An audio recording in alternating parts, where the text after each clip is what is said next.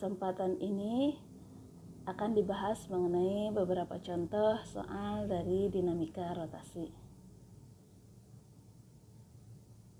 Untuk contoh momen gaya atau torsi, nah di sini ada soalnya bahwa sebuah batang AC yang panjangnya 30 cm diberi gaya seperti terlihat pada gambar. Jika B ke C itu ada BC ada sama dengan 10 cm dan F1 sama dengan F2 nilainya itu adalah 20 Newton, berapakah momen gaya total terhadap titik A? Nah, terlihat dari gambar, ada gambarnya ya, bahwa F1 itu dia arah gayanya ke atas membentuk sudut 53 derajat. Sedangkan untuk F2 itu arah gayanya ke bawah berada di titik C, membentuk sudutnya berarti 90 derajat ya, karena tegak lurus terhadap batang. Nah, di sini nanti kan diketahui bahwa terhadap titik gaya total terhadap titik A, berarti sumbu putarnya adalah di titik A ya, titik pusat perputarannya. Nah, kita ketahui di sini R1 berarti R1-nya adalah 20 cm. Dari mana 20 cm? 20 cm itu adalah gaya yang ke-1 itu berada di titik B terhadap sumbu putarnya di titik A. Berarti nah jarak dari A ke C itu adalah 20 cm.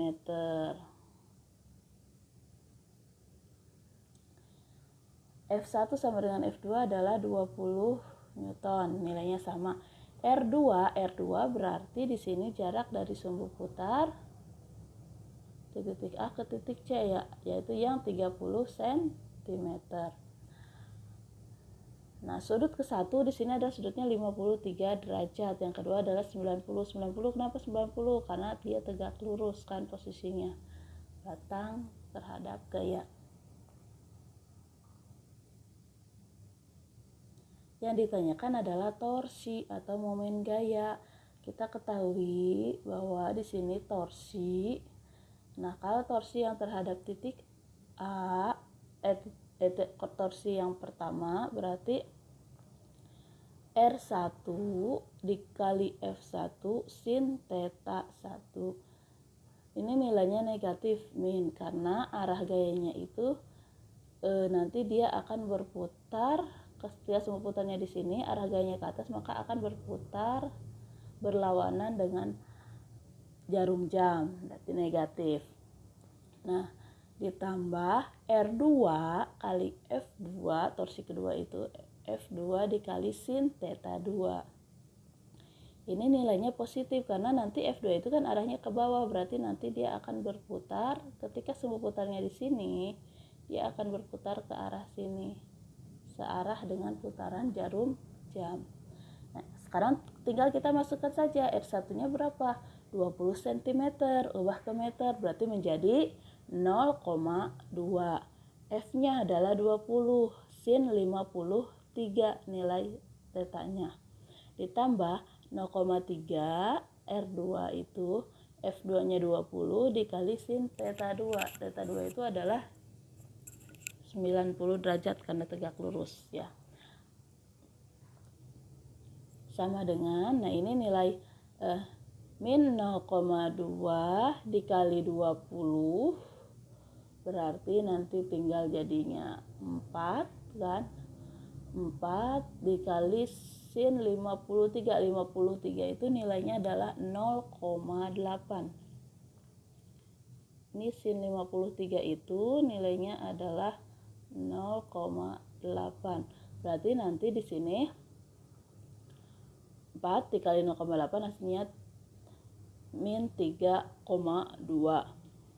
Ditambah yang ini 0,3 kali 20 kali sin 90. Sin 90 itu nilainya adalah 1, atau sama aja kalau seperti ini, F kali L aja atau R kali F aja, 0,3 kali 20 hasilnya adalah 6. Berarti nanti torsi total adalah min 3,2 Nm Newton meter ditambah 6, hasilnya adalah negatif 2,8 Newton meter. Kenapa negatif? Berarti negatif di sini adalah arahnya nanti dia momen gaya ini akan berputar berlawanan dengan arah jarum jam. Coba kita lihat. Ini tadi negatif 3,2 ditambah 6, berarti ini hasilnya harusnya positif ya, bukan negatif. Harusnya di sini nilainya adalah positif 2,8 Newton meter, dan arah putarannya dia berputar searah dengan jarum jam ya. Ini ada sedikit tadi kekeliruan.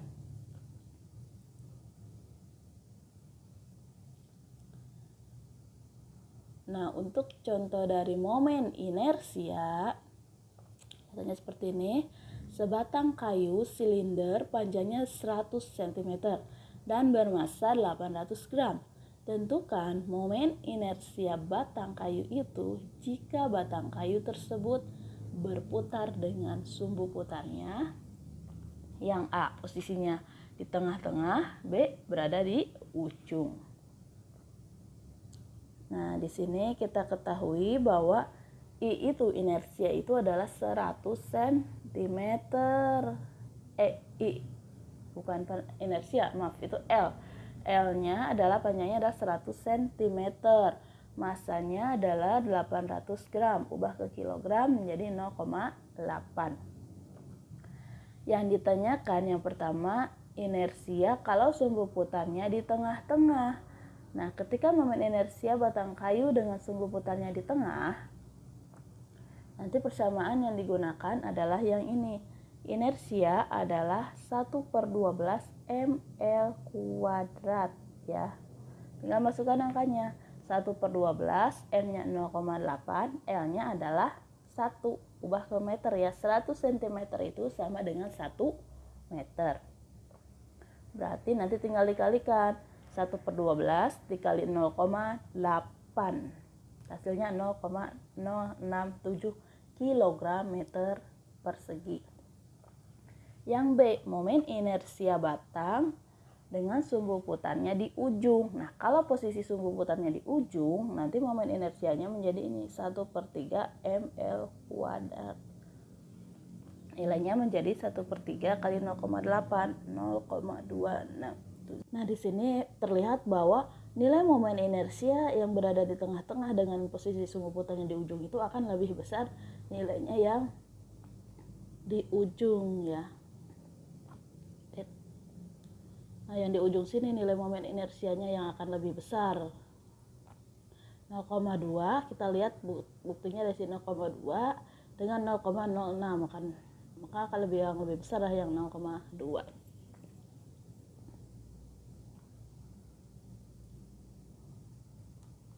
Nah, untuk contoh dari momentum sudut, nah di sini ada seorang penari balet yang berputar dengan lengan terentang dan kelajuan 3 radian per sekon. Memiliki momen inersia 12 kg meter persegi. Jika saat lengannya merapat ke tubuh, momen inersianya menjadi 4 kg meter persegi. Maka berapakah laju putaran kecepatan sudut ketika lengannya merapat tersebut?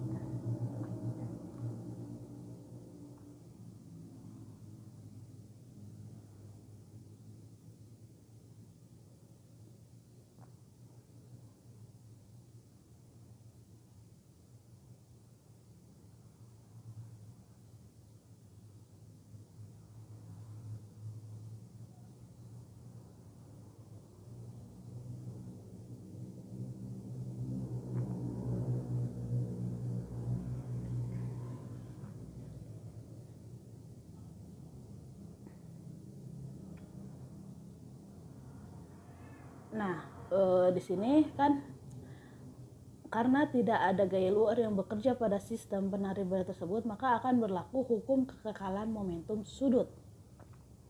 di mana momentum ke-1 sama dengan momentum kedua. Momentum ke-1 berarti momentum sudut itu adalah inersia dikalikan dengan kecepatan sudut. Kan I kali kecepatan sudut. Momentum sudut yang pertama berarti inersia ke-1 itu berapa tadi? Yang 12 dikali kecepatan sudut ke-1 adalah kecepatan ketika tangannya direntangkan. Berapa? Yang 3 radian per sekon, berarti 12 dikali 3. Inersia keduanya menjadi 4, berarti masukkan angkanya 4 dikali kecepatan sudut kedua. Nah ini yang ditanyakan, berapakah laju putaran kecepatan sudut ketika tangannya ini. Nah ini kan kecepatan sudut, berarti kecepatan sudut kedua yang ditanyakan. Kita selesaikan di sini. 12 kali 3 adalah 36 sama dengan 4 kali kecepatan sudut kedua. Maka kecepatan sudut kedua itu adalah 36 per 4. Hasilnya menjadi 9 radian per sekon. Jadi ketika tangan penari balet direntangkan, maka kecepatan sudutnya penari balet tersebut menjadi 9 radian per sekon.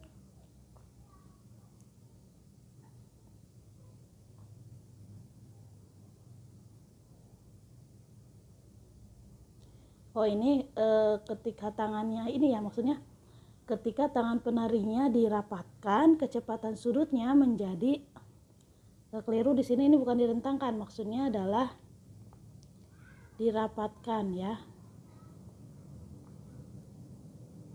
Jika tangannya dirapatkan, merapat ke tubuhnya, ya kecepatan sudutnya menjadi 9 radian per sekon. Tadi ketika tangannya direntangkan, itu kecepatan sudutnya adalah yang 3. Kita bandingkan 3 ketika tangan direntangkan dengan 9 ketika tangannya dirapatkan. Ternyata kecepatan sudutnya akan lebih besar yang 9. Dia kecepatan pergerakannya akan lebih besar ketika tangannya dirapatkan, kecepatan berputarnya, dibandingkan dengan tangannya yang direntangkan. Nah, untuk contoh selanjutnya mengenai energi kinetik rotasi. Sebuah silinder pecah bermasa 2 kg bergerak menggelinding dengan kecepatan 4 meter per sekon. Tentukan besar energi kinetik yang dimiliki oleh silinder pecah tersebut. Di mana kita ketahui bahwa momen inersia silinder pecah adalah 1/2 mr². Nah, kita ketahui di sini karena dia bergeraknya menggelinding, maka silinder pecah itu dia mengalami gerak translasi dan rotasi, sehingga energi kinetik total adalah energi kinetik translasi ditambah energi kinetik rotasi. Kita ketahui bahwa translasi itu energi kinetiknya adalah setengah mv².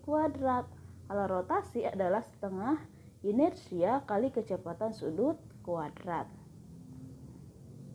Nah, nanti kita inikan lagi, berarti energi kinetik setengah mv² ditambah setengah I-nya inersianya masukkan. Inersia adalah 1/2 mr² dikali kecepatan sudut kuadrat. Nah, kita tahu hubungan antara kecepatan sudut dengan kecepatan linier.